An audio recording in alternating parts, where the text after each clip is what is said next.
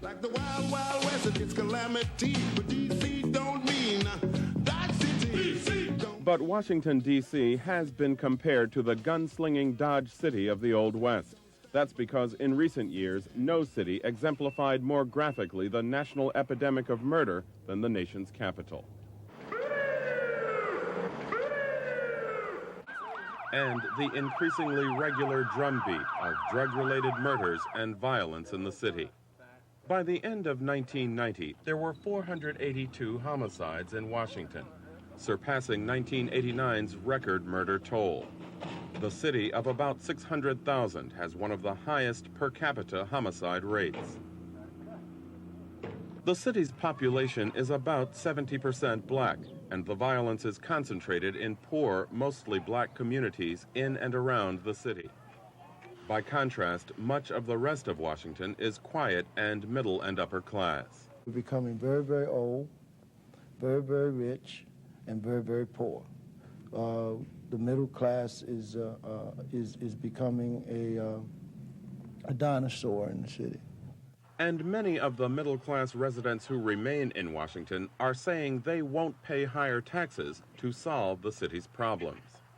A shrinking city tax base is bad news for a city that prided itself during good economic times in the 1980s on providing lots of services to Washington's needy residents. The district did what all institutions do when times are good. They have a lot of problems, they hire more people to solve the problems, they end up with a very large payroll. That 45,000-person city payroll should be cut by 6,000 jobs, according to former Congressional Budget Office Director Alice Rivlin. A citizens' commission she recently headed also recommended cuts in city services. The district has serious crime and crack problems which are burdening its budgets for corrections, for police, for health.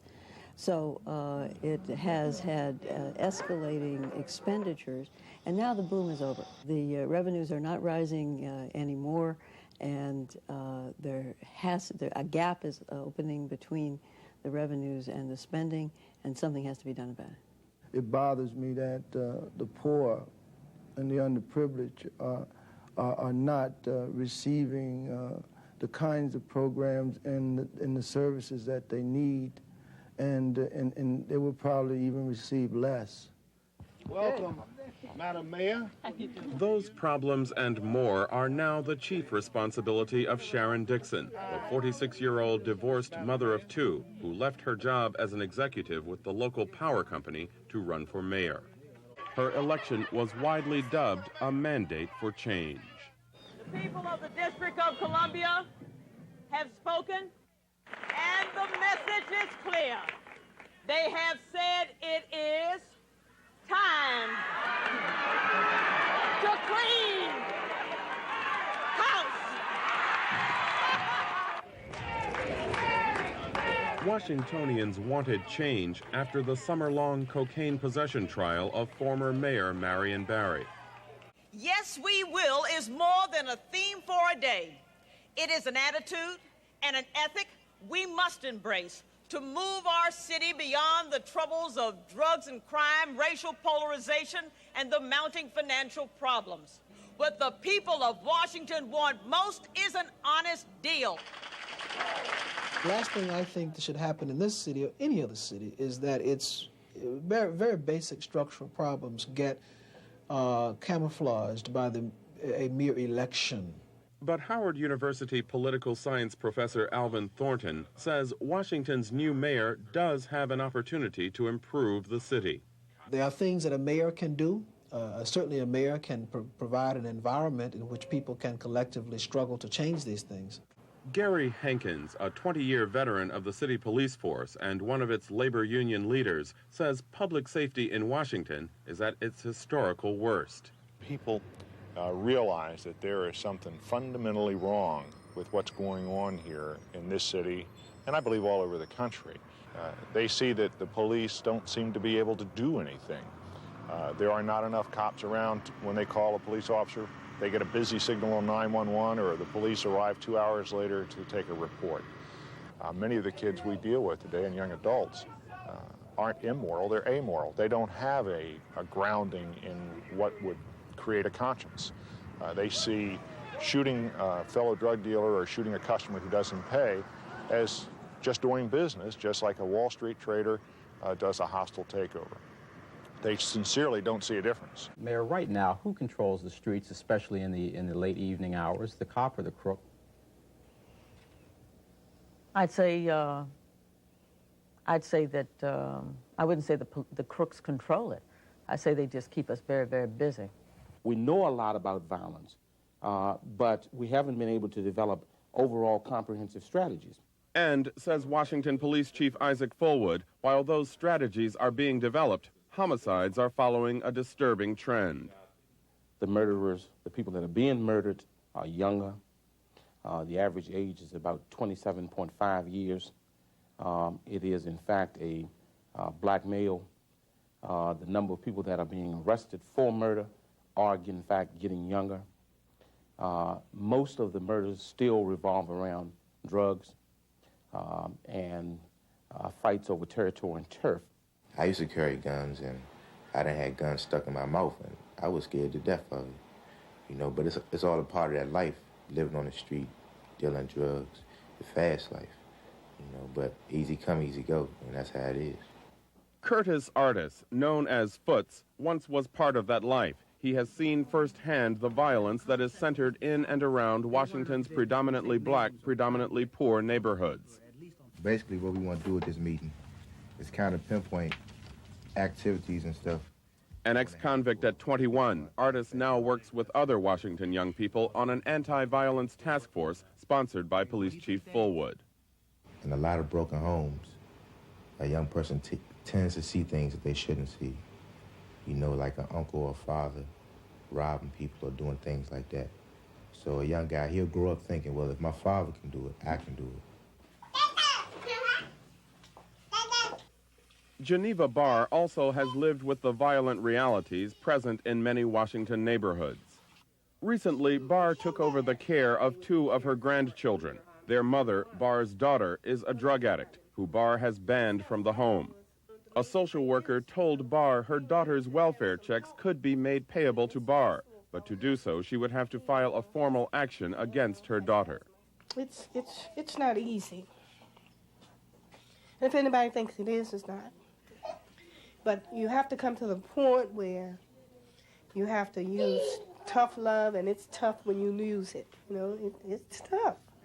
You need something that's going to sting them and let them know that, hey, the party's over, you know? And nobody expected when they born their children into the world that 20 years later, 18, 15 years later, that they were going to be involved in this or they're going to be shot down by each other. Officials hope by reaching out to citizens like Barr, families can be kept together, reducing the chances young people will turn to crime. The mayor also plans to restore money for drug treatment that was cut last year.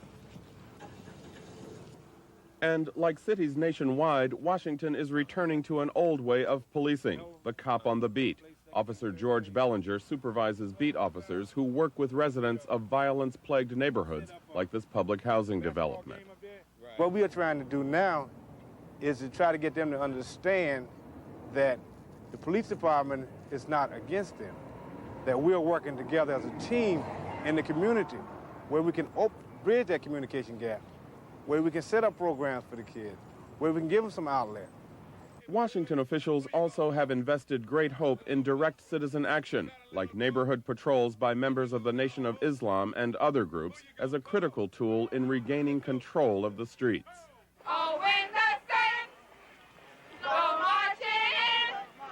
While such efforts have had limited success, a new, more intractable kind of violence recently has shaken the city. I ask you a question. Where is the love? When the love comes, then the killings will stop. First came the murder of the younger brother of the late University of Maryland basketball star Len Bias. Jay Bias was gunned down in a Washington suburb, apparently for flirting with a young woman. Then, last November, the shocking case of a black teenager charged with the fatal shooting of a stranger in the next car for no apparent reason. One witness claims James said, "I feel like killing somebody," and fired one shot into a passing automobile. That's why it was shocking, because before that, we said, oh, they're a bunch of drug dealers. They killed each other. And we kind of halfway said, well, oh, that's all right. But now, here's this innocent person, uninvolved in anything illegal or criminal, minding their business, going down the highway, who is murdered. We now have to say to ourselves, it can happen to us. Therefore, we must mobilize. Police say guns in Washington are more deadly and as abundant as ever, and there's little hesitation about using them. When you have a gun or any type of weapon on the street, you have power, and people think twice about approaching you in a negative way.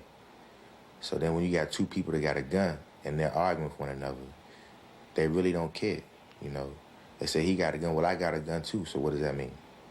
You know, so it's whoever pulls the trigger first. That's how people think, you know. For one, to start with, more education needs to be done. More emphasis on living instead of dying. People aren't scared of dying anymore, they're scared to live. In the face of such attitudes, Mayor Kelly also has proposed that serious offenders as young as 14 be tried as adults, and the city is reconsidering a nighttime curfew on young people. Such measures have some local politicians wondering if the system is overreacting to the crisis of violence, but no one seems quite certain what else to do. Each day of this year, each day of this week, brings with it another story about a new killing and another random act of violence. Who could ever imagine that it would come to this? That the security of a child's bedroom could be pierced by bullets in the dead of night? Funeral homes actually replacing playgrounds as a gathering place for our children. Who could imagine